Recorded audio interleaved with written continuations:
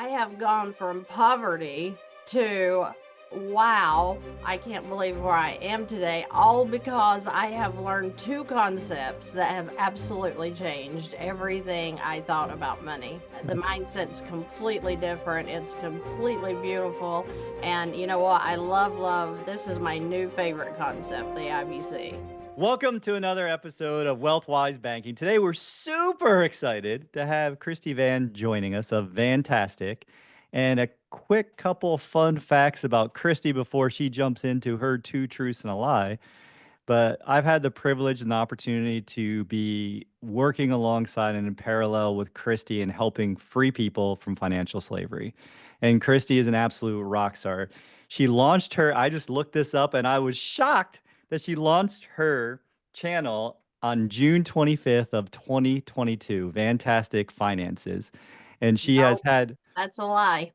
that she has had That's over when I turned on the channel. I did not upload videos until February of 2023. oh my goodness. And Yeah. she has had over 24 million views, over 342,000 subscribers. She is helping free America from a game they didn't even realize they subscribed to. So Exactly. we're going to have some fun with Christy. She leads with heart, but shows it with math, a very perfect combination of why Jeremy and I work together, because I am all heart and mindset, and Jeremy loves math. So, Christy, welcome to the show. We're excited to have you here. Thank I know you. you've already said you have your two truths and a lie, but anything you Yes. want to say before we jump into that? Be prepared. We're going for all truth here. I love it. Yeah. I told Christy she could tell us a bunch of lies. So it's a competition amongst Jeremy and I, and I'm not really as far as ahead in this competition as he says I am, but this is a game for all of you at home. So while you're listening to Christy, put your listening ears on and listen. Is she telling you the truth or is she lying to you? And I know lying is going to be a little hard for her. So I'm curious to see how good of a liar she is when she shares with us. So jump into it, Christy. Give us your two truths and a lie. Okay, so since we're going to be discussing what we are today, I'm just going to go get real with you here. Okay. So the first truth. Oh, wait, you don't know what it is, right? So I'm going to mix them We up. I own a Bentley, a car, right? Okay. I've been married 3 times and I've had a husband commit suicide. Okay. Jeremy, would you like to, since we haven't heard from you first, I feel bad, going first here. So, Yeah, I am going to thank. This is tough, right? So I've only had the honor of meeting Miss Christy Vann at the Nelson Nash think tank, and I was really attracted to her wisdom, but also her authenticity. And the things that she just shared between two truths and a lie are very, very like exposed, like who she is, right? I don't really know where to start here. I would say maybe the Bentley is the lie. I'm gonna go Very with that. good. Oh, okay, there oh, it look at is. that. Look at that. Wow, very good. Okay, he's like super smart. Wow. He All really right. is he really is super smart and he loves compliments too. So, Yeah. no, with and Jeremy would give you the absolute point for that one. You playing at home. I would say the way I heard Christy, I was going to go also the same way, but I'm not taking any points in this one because she had very little emotion around the Bentley. And I was Yeah. wondering if it was the car that just got dinged, her new car that she didn't that she was thinking about selling, No. or but the other ones had more detail, more depth. So Man, thank you I'm for just not good. I'm just not good at No, this. you're I'm too not a good. good That's the liar. problem. You're just not a good Wow. liar. I'm not a good liar. No, it's a Porsche is what got dinged. And would you not know, like I said, it was brand new. It's like, okay, I can do this anyway. But no, I don't want a Bentley. Well, I'll take the points. So I kind of need them at this point. So I'm closing the gap with you, Jason. That's good. That's good. We're doing good. We're working on our listening. We're working for everyone listening. I would challenge you when you hear somebody, are you really hearing them or are you just listening to respond? And when you're hearing them, are you hearing why they are telling you the thing? That is my challenge for everyone listening. Listen to why someone is saying it. And by the way, no one says anything that doesn't mean something to them. So if someone throws out a random fact, my emphasis, if you care about that person, would be to ask deeper into that thing that they randomly shared because it means something to them in the moment that they're looking to share. So that's my wisdom of listening, and I can get a lot better myself, if you ask Patty. So I can definitely do better. So let's start this journey. So Christy, we're here talking about your infinite banking journey. And it's been quite the journey because it's taken you from where you started to sitting with us at the round table and think tank this year.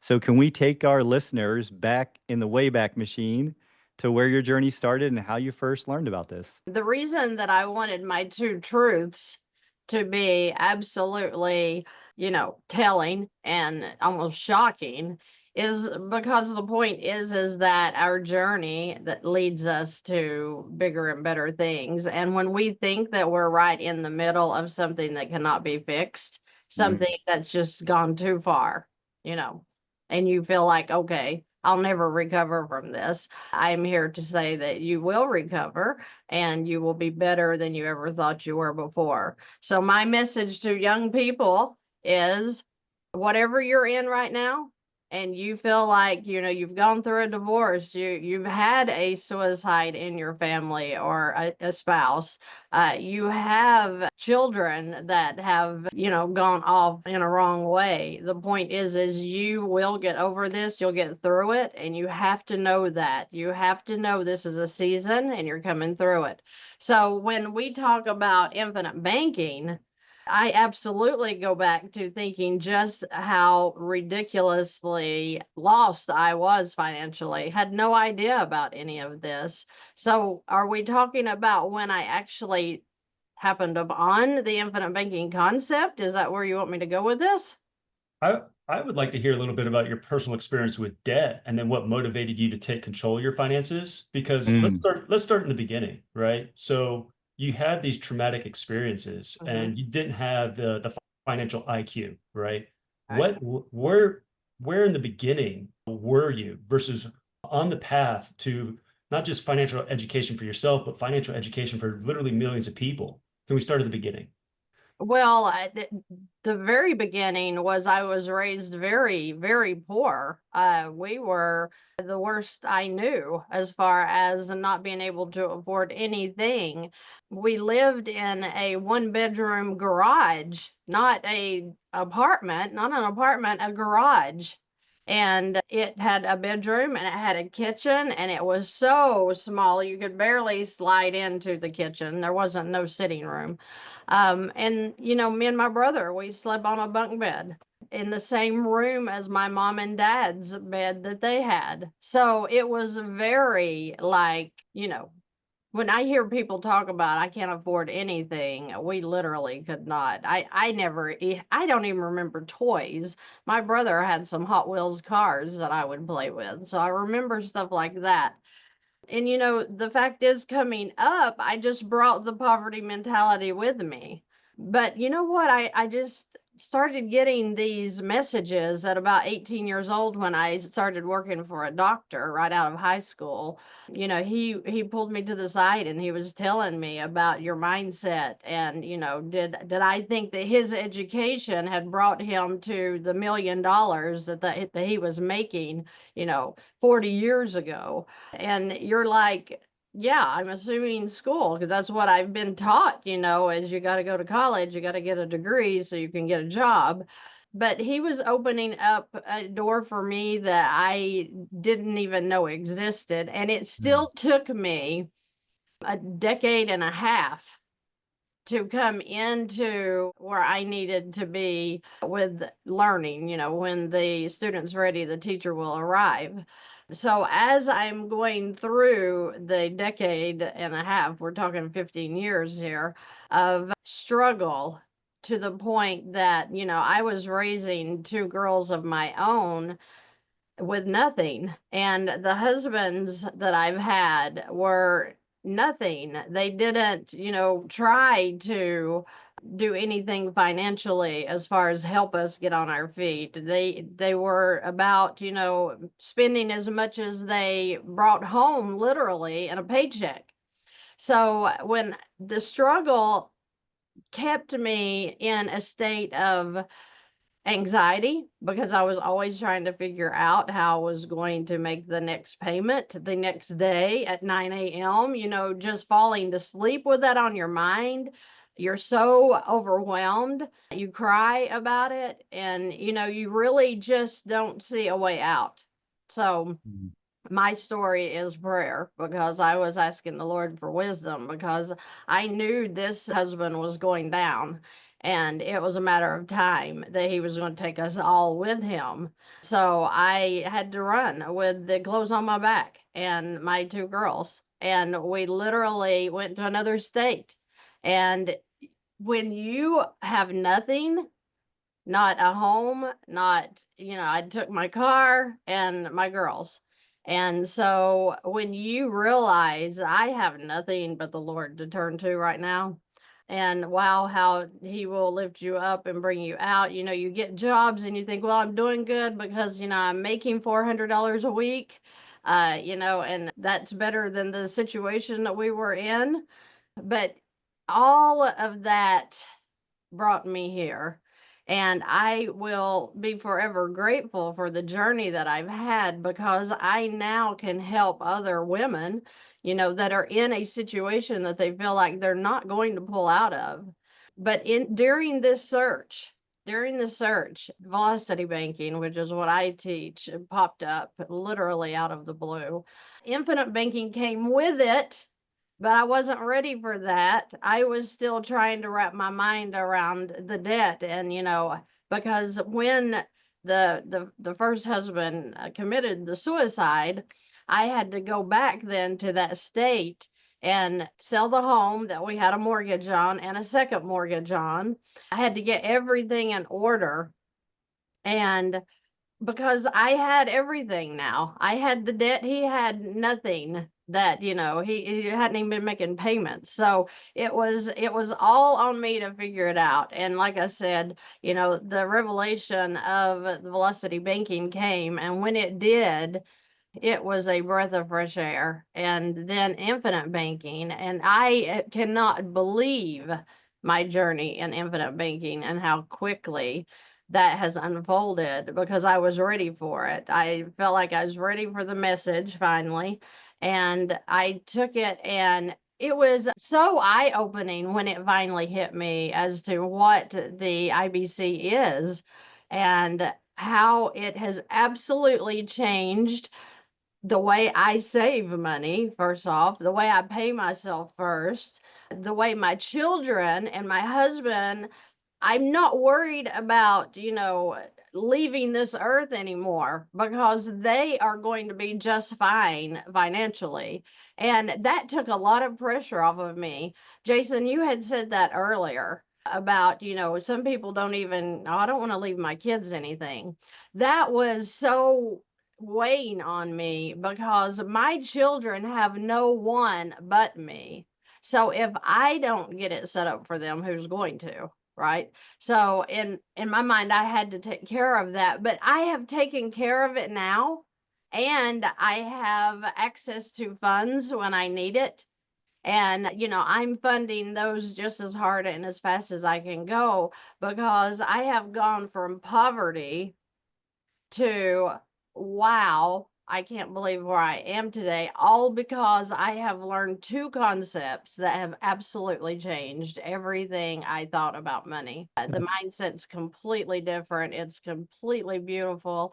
And you know what? I love, this is my new favorite concept, the IBC. Well, Christy, your heart, everyone listening, you can feel Christy's heart and your courage to, like, there was a moment that you share, like in the story you just share with us, when you're like, hey, we're not going down with this man. Right. Oh, yeah. This man that's not providing for us, he's not protecting for us, he's not creating for us. Mm-hmm. And you made a really courageous decision for you and your daughters, right? Yeah. In that moment. And I want people to think, when you're listening, what's the moment in your life that you've had that courage to make a really hard choice, to move away from something you didn't want? Just, and the courage it takes, like that's a massive amount of courage. Just pack your stuff and leave. But it also had to feel, even though it was scary, what did it, I feel like it was like, I felt the energy shift. I feel like you felt empowered in that moment. Like, it's up to me. I was scared to death, because I knew that if he caught me, it was all over. I knew that. But at the same time, it was such a breath of fresh air. And I don't want to sound rude or evil when I say this, but when he ended up doing the ultimate wrong in my mind, he released me Mm, from the fear.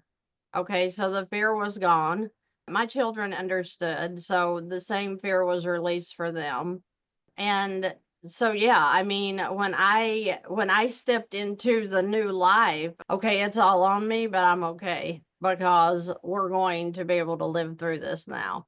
Yeah, I get chilly bumps actually talking about it because it was such a time in my life that I was so unsure of. I was like, we're never going to recover from this financially. You really don't care though when you get yourself out of a situation that you're feeling like it's coming. I mean, I knew it was coming. It was a matter of time. And you know Yeah. what? I'll share this really quick. When I got to the other state after he had done this, and I heard about it, and I came down, I took care of all of his burial and everything. I wanted to honor him, for the position he had held in my life. But when I got back home, my new home, I heard a story as a news article, and it was in my same area of a husband that had taken his wife and his two daughters out and then took his life. And it was like, I kind of get emotional because it was like, but for the grace of God, right? So when I deal with people, I want them to understand I feel their pain. I know what they're going through, whatever that be, financially or in scary, scary situations that life gets you in. And you think you're making the right decisions, but wow, they just smack you in the face. And you know what? We got to stand up, we got to dust off and keep walking. your compassion for people, and this was pointed out to me by a friend. It's not empathy, because when we have empathy for someone, it means that we put ourselves in the same emotion as they're in, and that means that we're stuck with them. Like, we can feel them, we put ourselves in their shoes, but what you have is compassion. And when your compassion is what draws people to you. I mean, it draws them to your message. Can you share with us and the listeners where you discovered velocity banking? Like, how did that become the first step in your financial freedom and eventually your mindset freedom as well? Right. I was driving. I got my certificate. I'm a certified welding inspector through the AWS. And I was working at refineries and hotels and inspecting welds, right? So I would have to drive hours to job sites. And I was working at Facebook data centers, Mm. and I was driving 3.5 hours one way every day. And because I wanted to be at home to be with my kids in the evening. So I was driving, listening to YouTube because I believe that it was Zig Ziglar or John Rohn that said that if you are listening to the radio while you're driving, it's like your brain chewing gum. So I started listening to YouTube, and these videos on finances happened to be that day. And Matthew Pillmore, I'm sure you know him, he's a YouTuber as well. But he had brought up one video showing how the payments disappear when you move this debt from loans into lines. And I was so intrigued when I heard that I had to pull over and watch that again because I thought, what did he just do? And I'm very good friends with Matthew Pillmore today, because I hunted him down after I started the channel, and I said, I have to tell you, you changed my life financially. So he is now at my webinars and stuff like that, and I'm so grateful that he took a minute to make that video. Because like I said, it changed my life and now millions of people's lives because they've got the message. But that's where I learned about it, is driving in the car and literally heard him mention that. And it just really, it grabbed me. And it's a truth that people do not know about. The radio is your brain chewing gum. If you live in Orlando, it's even worse than that. It's some kind of awful sweet terrible gum because the stations are so bad. But Jeremy, you had a question. So Yeah. Well, one thing that I keep kind of hearing over and over again is you took back control, right? You stopped delegating your education, your or lack of education. Yeah. You stopped delegating that to other people. You stopped chewing the brain gum and started end up taking back your own financial education. And I kind of want to go down that a little bit more on the importance of taking back control, whether we're not just talking about finances, but like who you are as a person. You took back control of your life, running from the scenario that you were in a terrible, situation. You took back control of your financial journey. You took back control of your personal education. You took back control of your finances. Along that journey, and you started learning this education and you started teaching other people and helping others. Can you share maybe some misconceptions that you have found that other people have around debt or misconceptions they may have around financial freedom? The biggest misconception that I'm still running into every day with people is that you don't have any options and that it's your fault. That you got yourself in this mess and now you have to suffer and pay because you got yourself here. That is a lie from Satan. We are inundated in a world of interest.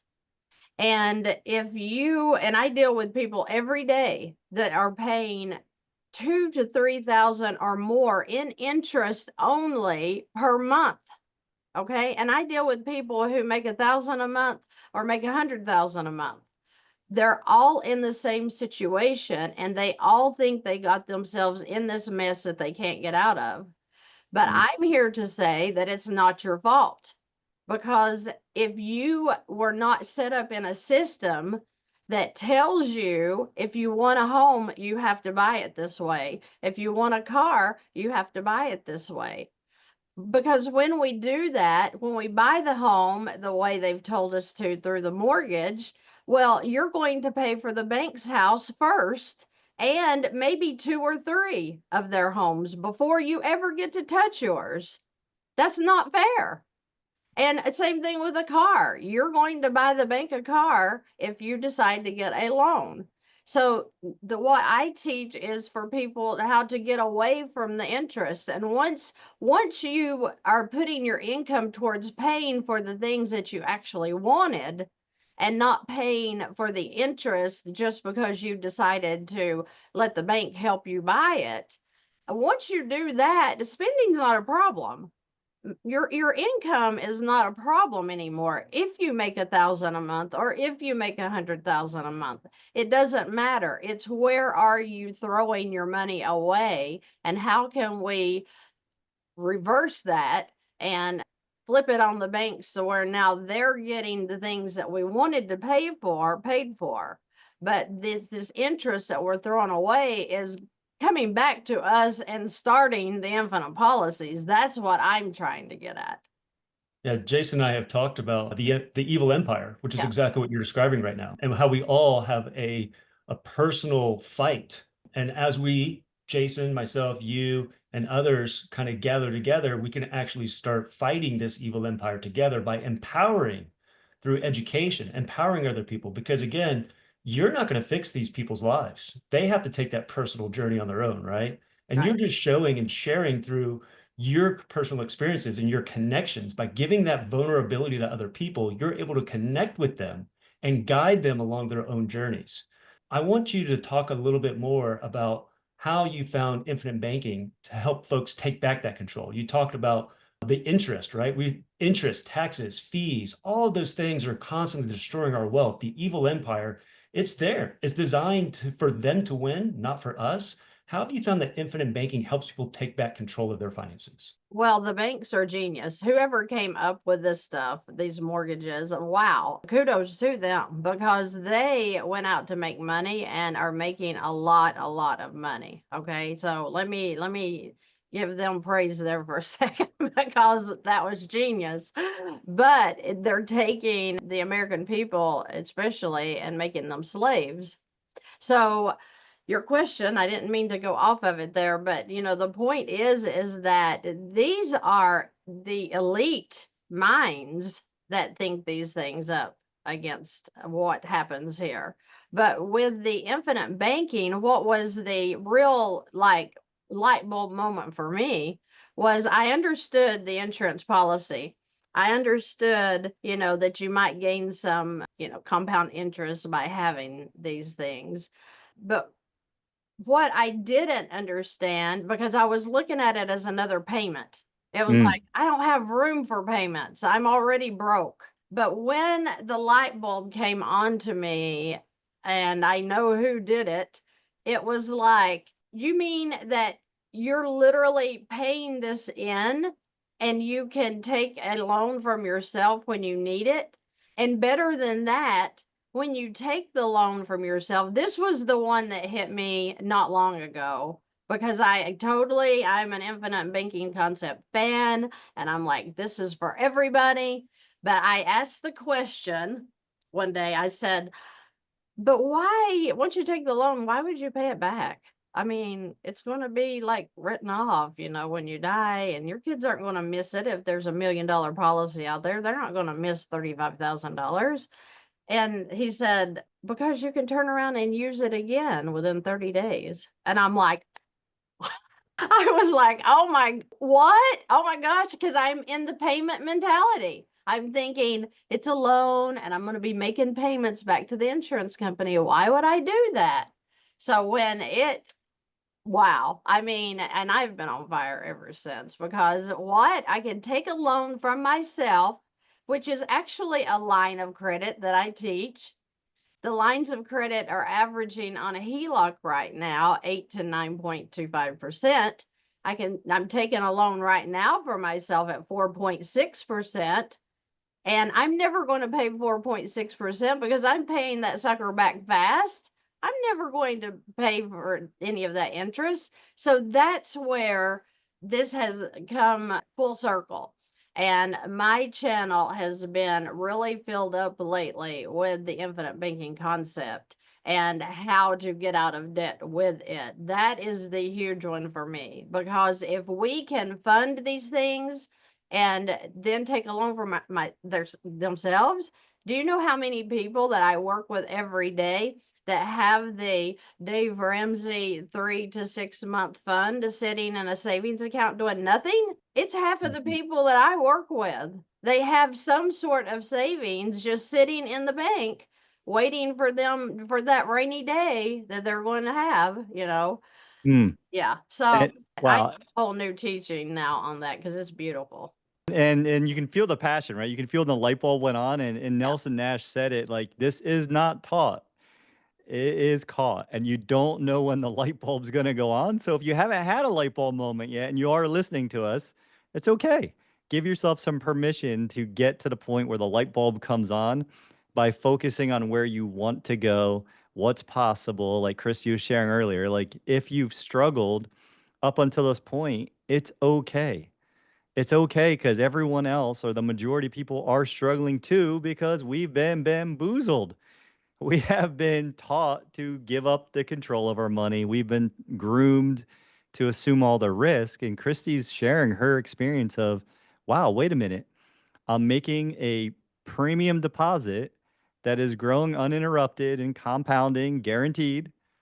And I'm borrowing other people's money because I am borrowing against what I put into the premium that is the ledger item for cash value to take a loan from the insurance company, and they're only going to charge me a little bit to use the money. And then if I pay it back, it's even less than that. And oh, by the way, there's a cherry on top. If you love somebody, have kids, guess what? Now you have a guaranteed death benefit too. So you've given $1 or $10,000 or however much you're paying yourself first, 3 jobs at one time. It's kind of fun. Is it not fun? Is not infinite banking fun?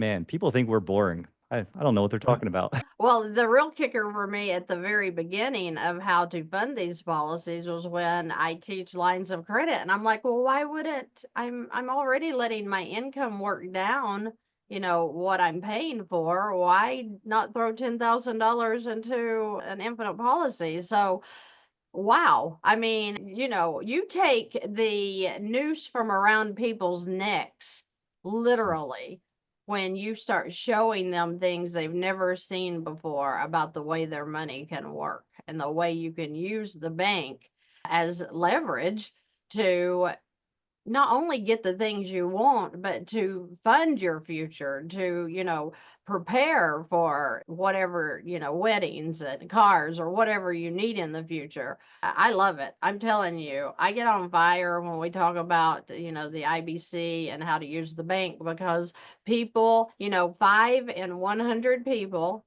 in the SSA, the Social Security Administration, are even prepared for some kind of retirement. 5. That's just not fair. People need information. The vast majority of folks going into the passive income years are not prepared, right? So Yeah. 5%, 5%. Yeah, Yeah. 5%.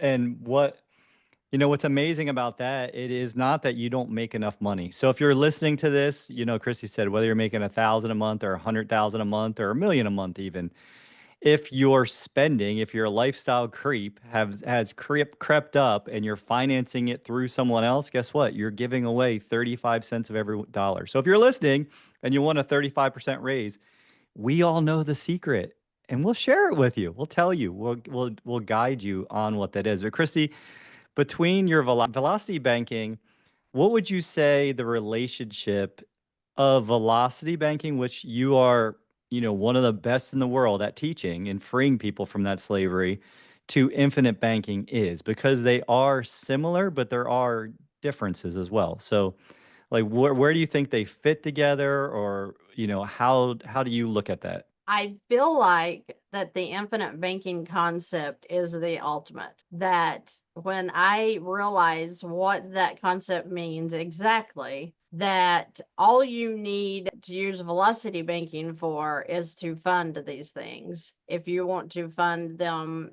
healthily, if you want to really make the impact on getting these started, velocity banking is going to help you with that. Once those are set up, I don't know, besides the, using the velocity banking to get out of your debt, maybe to fund these policies, velocity banking is second best to the IBC because the IBC does everything in the whole.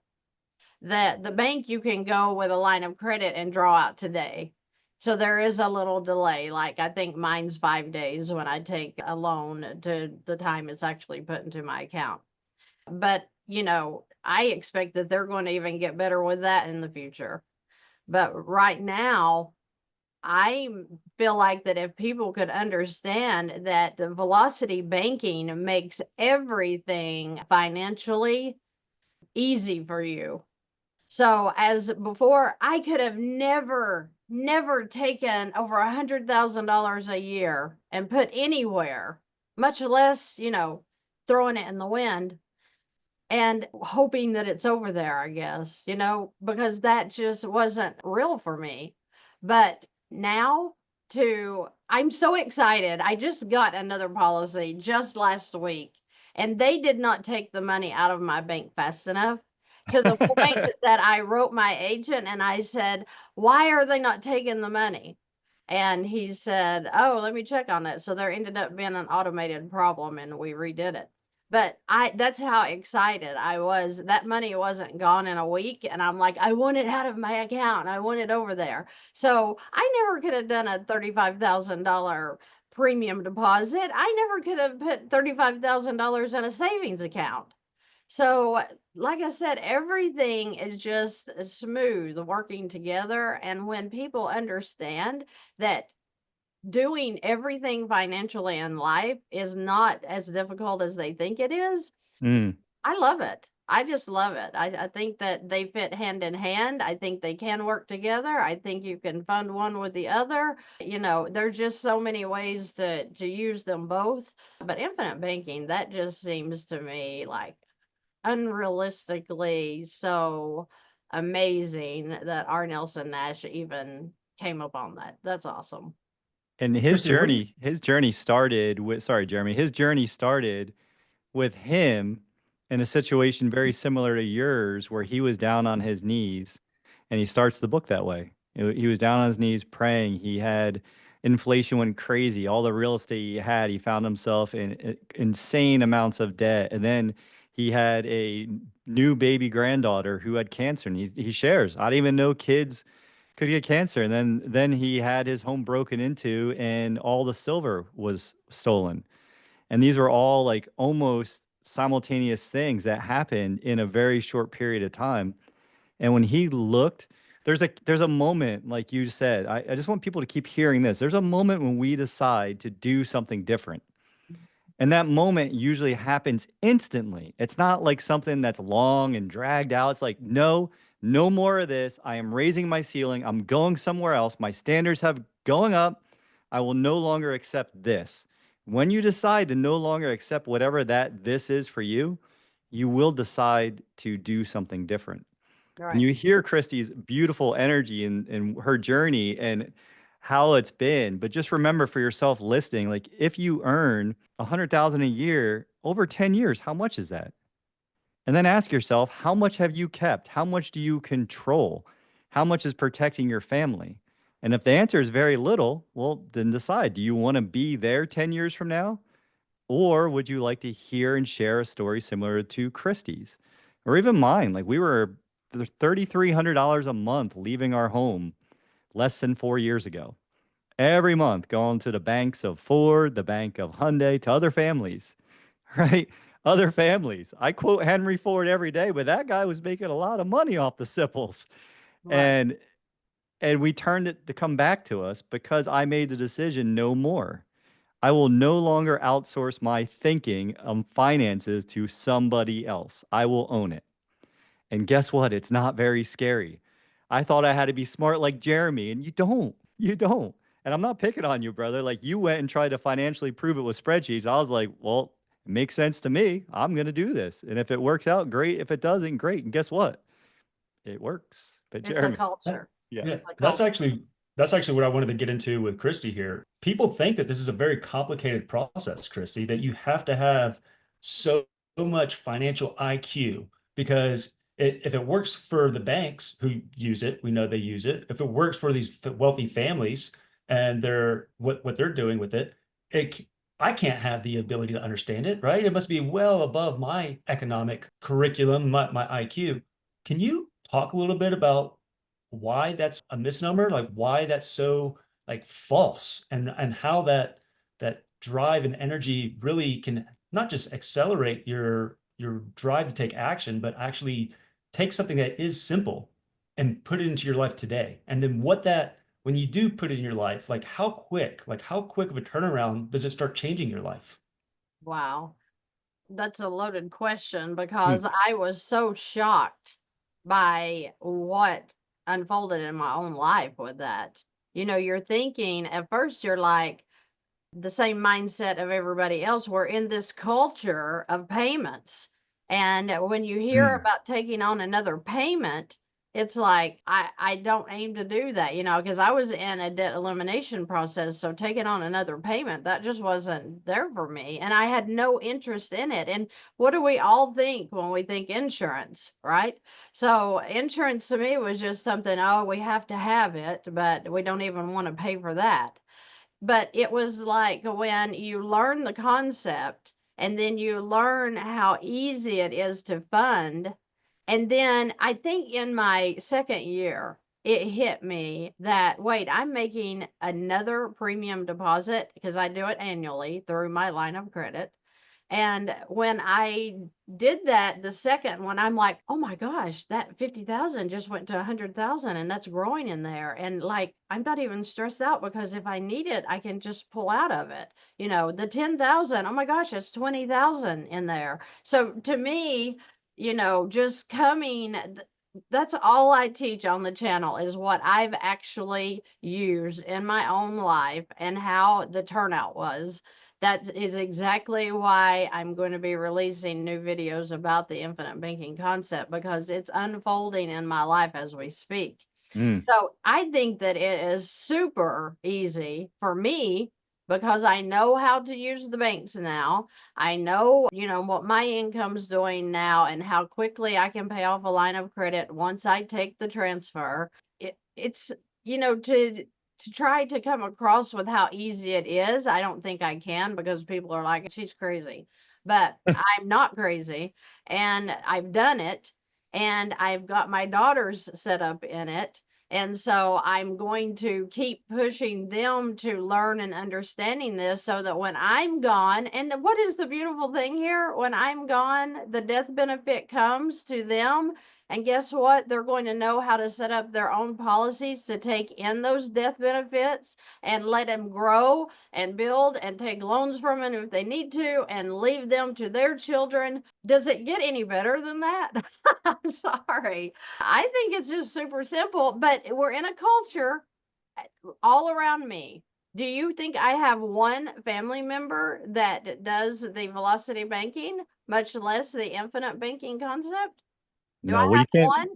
No, No, no way. You can't no. be a prophet you can't be a prophet in your own town, right? Or Right. something along those Yep. lines. But you said something that I want to go back to being, a father, and I know Jeremy has a future of fatherhood in front of him at some point.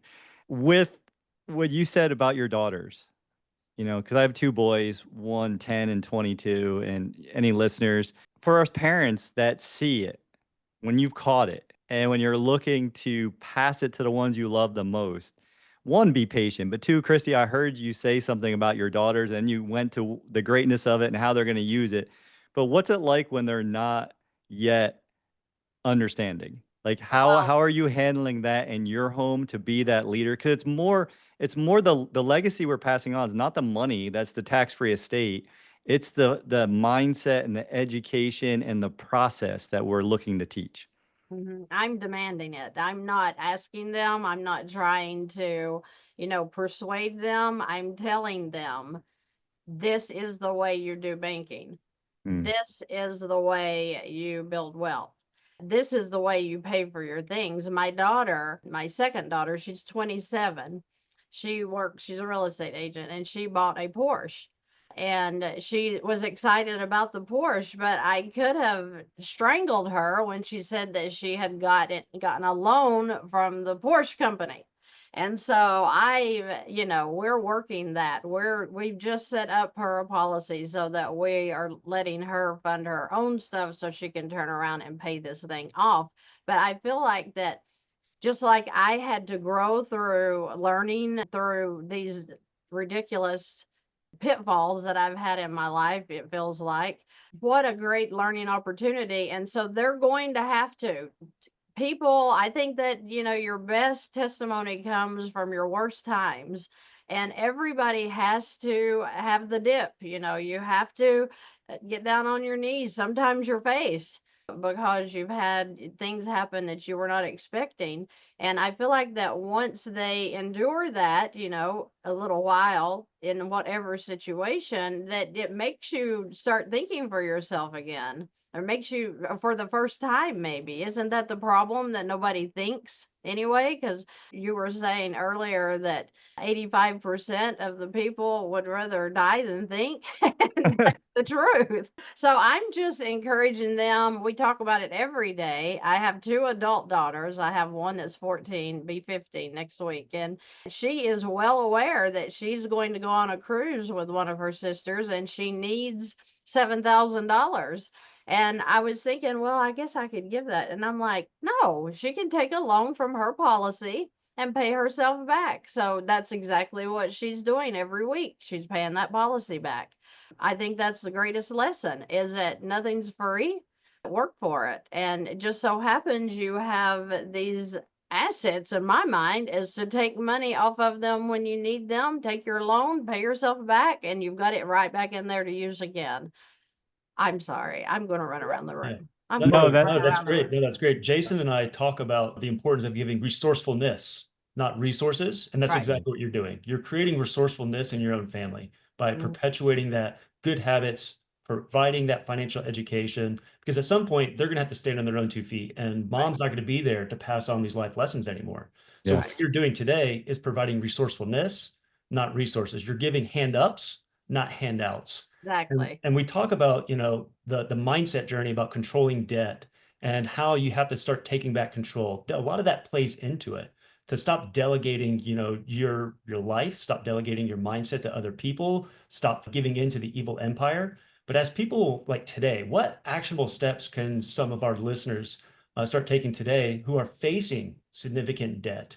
What initial step would you recommend that they take? Just the very first step. Watch a video. You've got to get educated. People don't put enough time into self-educating. We have this world of internet now, and everything is right at our fingertips. So if you are looking for a way to get your debt under control, to just get in control of your finances again, do the self-study that it takes so that you can understand what steps you need to take. And the very first thing is you have to get educated. You have to know that one, velocity banking is out there. What does that mean? That means totally looking at what tools you're using at the bank. That's all I talk about, is changing the tools that you're using so that you can stop, paying the bank for letting you use their money and start letting your income use to pay for your things, to do whatever it is you're wanting to do. And for goodness sake, change the mindset. I tell you, back when I was praying for the wisdom to come, I heard a minister say, if you can't make your house payment, help somebody else make theirs. And that was so eye-opening to me, because that's another thing I got the opportunity to do, was to help a man who had had a stroke make his house payment. That was so freeing to me, even though I couldn't make my own. But guess what? Not even a week later, I had the money come to me supernaturally, I'm going to say, to make that house payment. So you have to be in faith.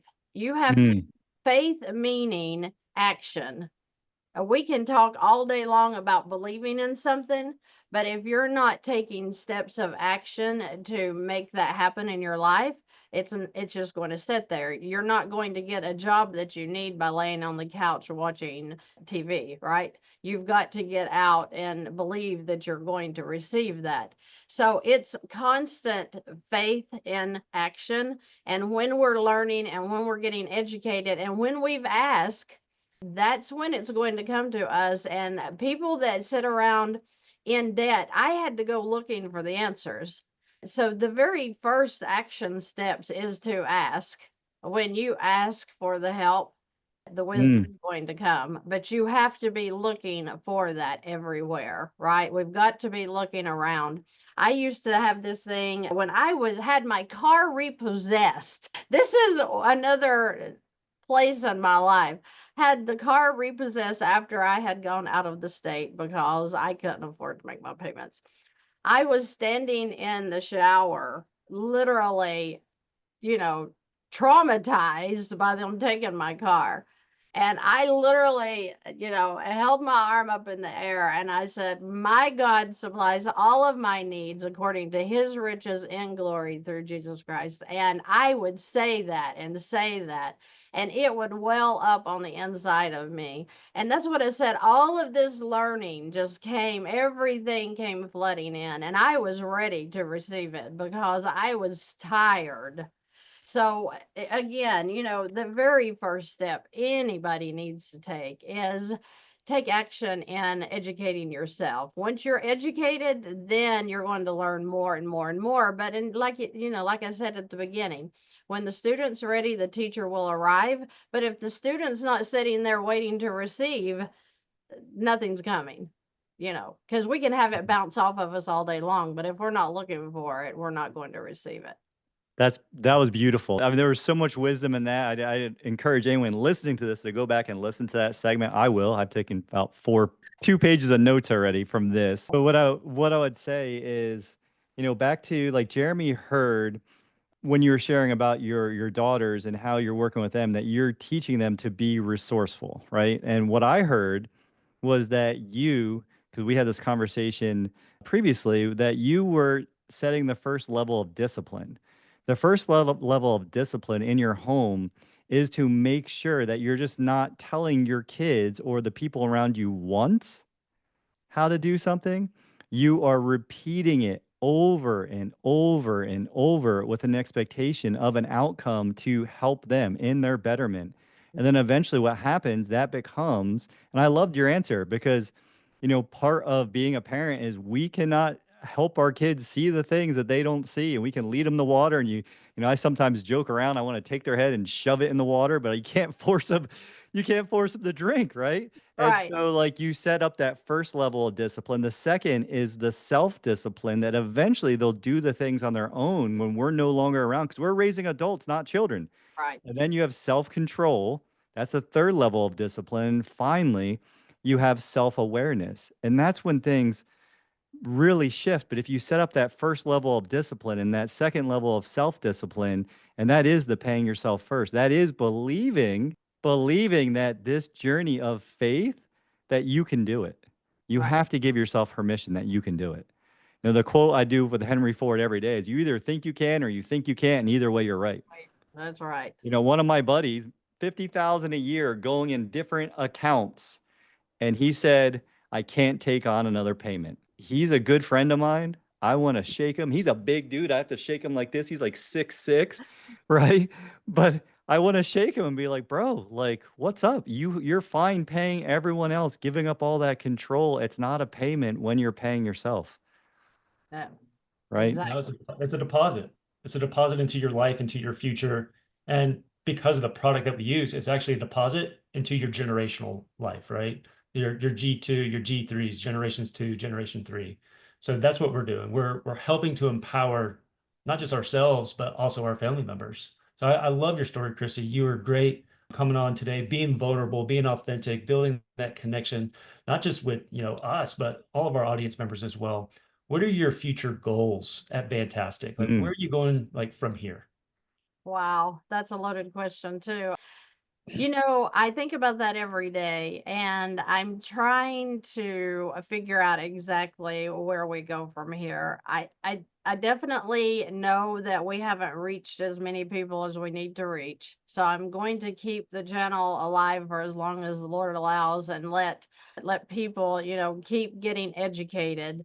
But as far as my personal life with where it's going, I want to help people. I want to help people get out of the struggle with their business, maybe with whatever. And so I'm developing ideas for this local area that one, we help school teachers. We want the teachers are the lowest paid in this area, besides somebody that works at McDonald's, for example.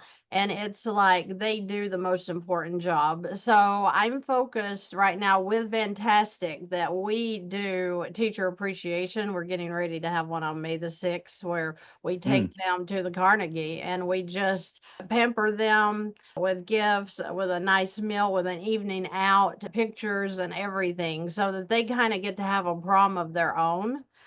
So we've done that with 3 or 4 schools this year. Another thing is that we want to give them supplies because teachers don't get enough resources available to them that they have to take out of their own income. So, I'm looking at areas like that. We're definitely doing donations to schools for paper and, scholarships. We're doing all kinds of different things with Fantastic. Like I was saying earlier today, you can't take it with you mm, as far as the money. So let's give it out to impact as many people as we possibly can. I look to help businesses in this area that are struggling, that's getting ready to go down, that we can fund them in a way that they can be stronger than they ever were. So I have these granular ideas.